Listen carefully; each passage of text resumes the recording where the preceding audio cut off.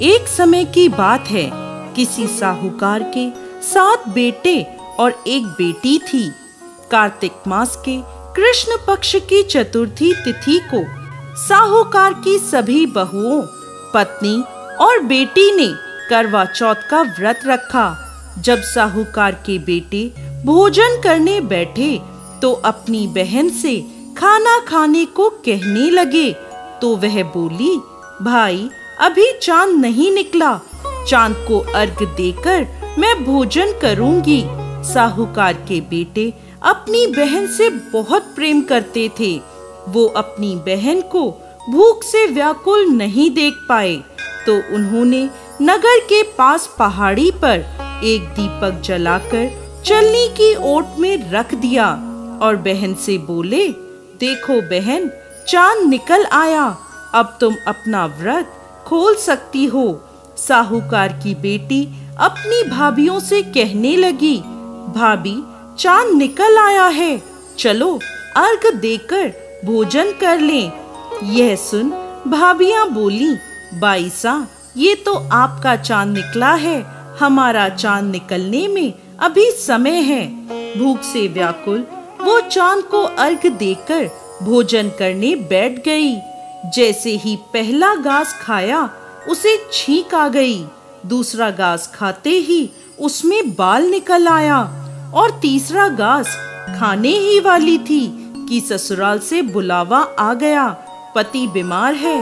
जैसी भी हालत में हो तुरंत ससुराल पहुँचे उसे विदा करने के लिए। जब माँ ने बक्से से कपड़े निकाले तो बार बार काले और सफेद कपड़े निकले। वह बोली, माँ तुम ये सब रहने दो। माँ घबराकर बेटी से बोली, बेटा रास्ते में जो भी छोटा बड़ा मिले सबके पैर छूती जाना, और जो कोई भी बूढ़ सुहागन होने का आशीर्वाद दे वहीं अपने पल्ले में गांठ बांध देना। वह बोली, ठीक है माँ, और वह अपने ससुराल चल दी। रास्ते में जो भी मिलता वो उन सब के पांव छूती गई।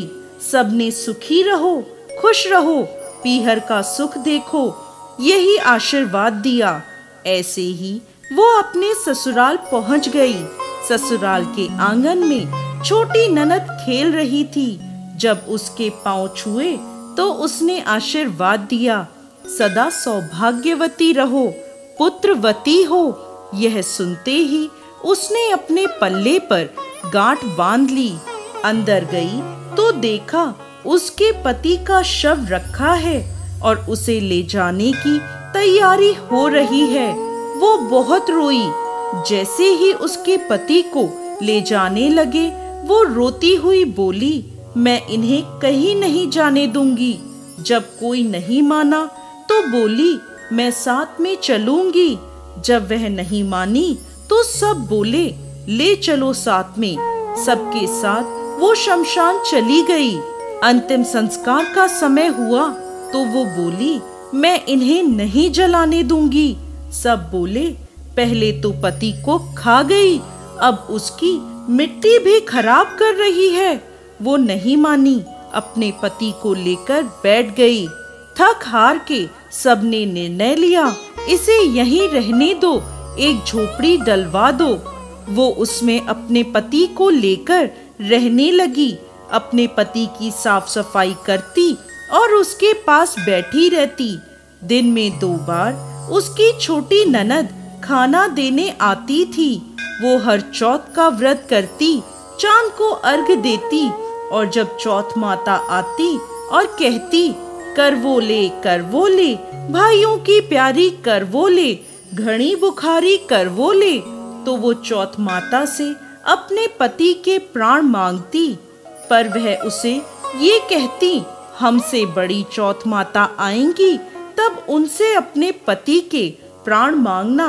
एक एक करके सभी चौथ आईं और सभी यह कहकर चली गईं। अश्विन की चौथ माता बोली, तुझसे कार्तिक की बड़ी चौथ माता नाराज हैं, वही तेरा सुहाग लौटाएंगी। तू उनके पैर मत छोड़ना और 16 श्रृंगार का सारा सामान तैयार कर लेना। जब कार्तिक की बड़ी चौथ करवा चौथ आई तो उसने अपनी छोटी ननद से 16 श्रृंगार का सुहाग का सामान मंगवाया और करवे भी मंगवाए। जब सास को ये पता चला तो वो बोली, पागल हो गई है, जो मांगती है दे दो। साहूकार की बेटी ने करवा चौथ का व्रत रखा, चांद को अर्घ दिया और जोत करी। जब चौथ माता प्रकट हुई तो बोली, करवो ले भाइयों की प्यारी करवो ले, दिन में चांद उगाने वाली करवो ले, घड़ी बुखारी करवो ले।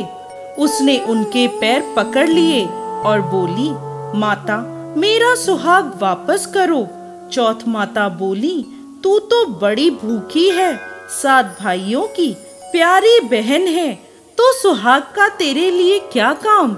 वह बोली, नहीं माता, मैं आपके पैर तब तक नहीं छोड़ूंगी जब तक आप मेरा सुहाग वापस नहीं करती। उसने एक एक करके चौथ माता को सुहाग का सारा सामान दे दिया। चौथ माता ने अपनी आंखों से काजल निकाला, नाखूनों से मेहंदी, मांग से सिंदूर निकाला और उसे करवे में घोलकर छोटी उंगली से छींटा दिया, जिससे उसका पति जीवित हो गया। और चौथ माता जाते जाते उसकी झोपड़ी पर लात मार गई, जिससे उसकी झोपड़ी महल बन गई। उसका पति जीवित हो गया। जब छोटी ननद खाना लेकर आई तो देखा भाभी की झोपड़ी की जगह महल खड़ा है। वो ननद को देखते ही दौड़ी दौड़ी उसके पास आई और बोली, देखो बाईसा, आपका भाई वापस आ गया। घर जाओ, सासू जी से कहो गाजे बाजे से हमें लेने आए। छोटी ननद दौड़ी दौड़ी माँ के पास गई और बोली, माँ भाई जिंदा हो गया। माँ बोली, भाभी के साथ साथ तेरा भी दिमाग खराब हो गया है। वह बोली, नहीं माँ, मैंने देखा है, सच में भाई जिंदा हो गया है। सभी घर वाले गाजे बाजे के साथ अपने बेटे को लेने पहुँचे। बेटे को जिंदा देखकर सास बहू के पैर छूने लगी और बहू सास के पैर छूने लगी। बहू बोली, माताजी देखो, आपका बेटा वापस आ गया। सास बोली, बहू मैंने तो साल भर पहले इसे भेज दिया था, ये तो तेरे भाग्य से वापस आया है। हे चौथ माता, जैसी कृपा साहूकार की बेटी पर करी, वैसे ही इस कहानी को कहते, सुनते और हुंकार भरते सब पर कृपा करना, सबको अमर सुहाग देना। जय चौथ माता।